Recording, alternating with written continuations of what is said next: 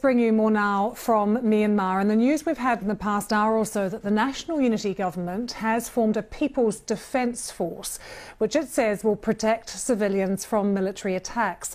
The opposition group says this move is a first step to establishing a federal union army, which will fight to bring an end to the 70-year-long civil war. Let's take you live to Yangon. We can speak to Dr. Sasa, who is the spokesperson of the National Unity Government of Myanmar. Dr. Sasa, thank you for joining us to explain exactly how this would work. There is already concern that such a move is going to escalate or has the potential to escalate the conflict. Why are you seeing the need to form your own armed group? The people of Myanmar are being forced to defend themselves. The protector who should be protecting the people of Myanmar are now killing the people of Myanmar. We have been reigned under terror by these military generals.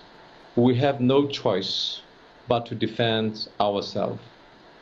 The only reason why we formed this government of Myanmar, National Unity Government of Myanmar, is to protect the people of Myanmar from terrorist operations against the people of Myanmar.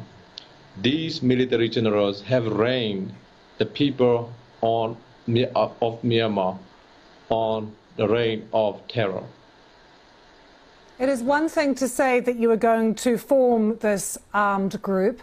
How do you turn the idea, though, into reality? How will it work? The people of Myanmar, particularly Kachin, Karen, Sha, Mon, Rakhine, Chin, all has been forced to defend themselves from this killer.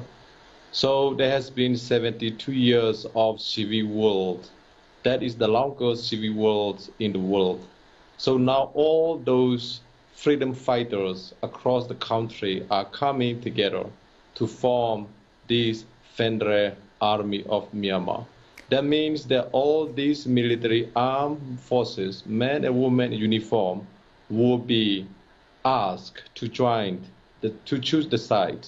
Would they like to be the slave of these military generals who reign on terror, or do they like to be the armed forces that protect the people of Myanmar? So it's the only way to reform and replace this military institution that has been hijacked by hateful military generals. Dr. Sasa, though, what have those ethnic armed groups said to you so far, though? Are they prepared to join you? Because that is a crucial question. We all are United States of Myanmar now. All the people, children, women, men, all civil society organizations in the country, all ethnic arms organizations in the country, all political parties in the country, all elected members of parliament say enough is enough. We have no future with these military generals who only bring pain and suffering and violence to the people of Myanmar for the last 7 decades. So if these ethnic armed groups from some of the regions do in fact join you, and they do have a history of fighting the military, how would it work? How would the command structure work? Where would you get your weapons from?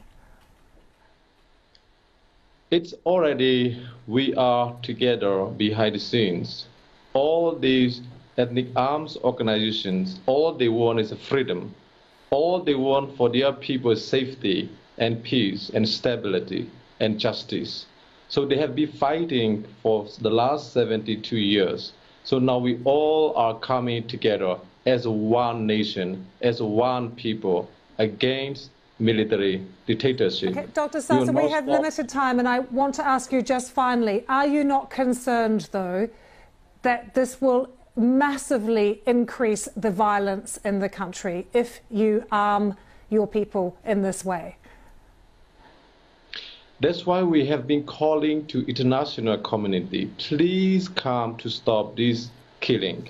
Please help us to stop this violence that has been imposed on the people of Myanmar by military generals. So international community do very little.